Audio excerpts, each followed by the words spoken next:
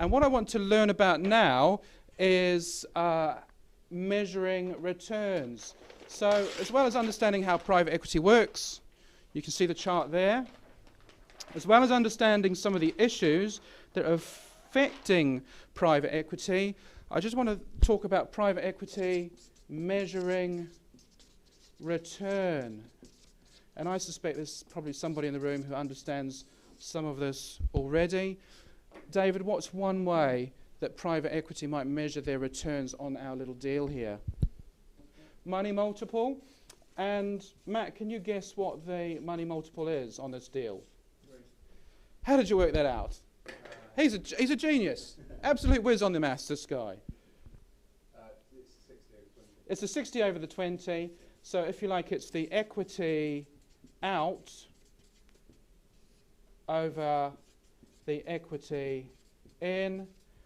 And Matt, I know you're a genius on maths. What's our money multiple for this deal? 3 times, absolutely. Genius. Right, so our money multiple is 3 times. And as well as learning about how private equity measure return, I think we're learning something about their target returns because, David, or Matt, you might have heard this. Private equity often say that they want to... Have you heard this? What have you heard from private equity?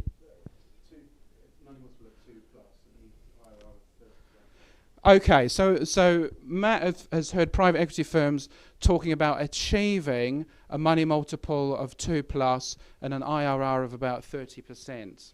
So what we've got here is a private equity firm who's tripling their money. They're looking at things from a money multiple basis. They're looking at equity out over equity in. Of course, we're knowing that's difficult for them at the moment because it's hard to sell businesses.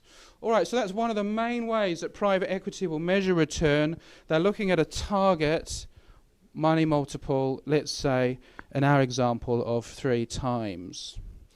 Ollie, I'm sure you'll agree with me that we have got some almost expert mathematicians in this room. Some almost expert mathematicians.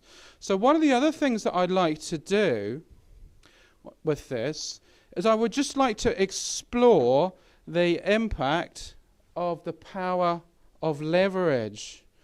All right. Now, in our example, we've got a bank that's prepared to lend. We know it's unrealistic in today's market. We've got a bank that's prepared to lend 80% of the original purchase price.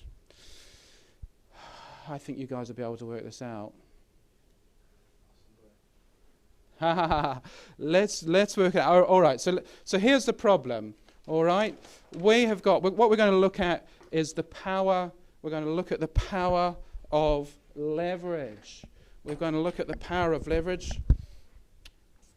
And we're going to understand why banks have been under so much pressure to lend to these kinds of deals, the power of leverage. And in our example, what we've got is 80% debt. We've got 80% debt, and on our deal, 60 over our 20 is a 3 times money multiple. All right, now I want you to just, hopefully it won't take you very long. I know I've intimidated you by saying that we're going to do some maths on this course. I want you to imagine, is it possible to imagine this, David? I want you to imagine an Armageddon scenario where private equity would step up to the plate to purchase a business, but wouldn't actually be able to raise any funds from the bank. Complete Armageddon scenario. Can you imagine that scenario? Yeah, you're laughing. Yeah, because we've been in the middle of a credit crunch, and it has been very difficult to get bank financing. So maybe our Armageddon scenario is not too far from the truth. 0% debt. The other scenario that you could imagine is where things have got ridiculous, completely ridiculous, pre-credit crunch. And how much was the bank prepared to lend you on your house, Ollie? 90%. Let's just for argument's sake, to demonstrate the power of leverage, let's imagine that we're at 90% debt. So could you just work some numbers on those 2 scenarios? Matt's already relaxed, so I think he's already done it. Run some numbers on those and see if you can work out what is the money multiple. How does the change in leverage affect the money multiple? What is the money multiple? I'll just give you a few minutes to do that.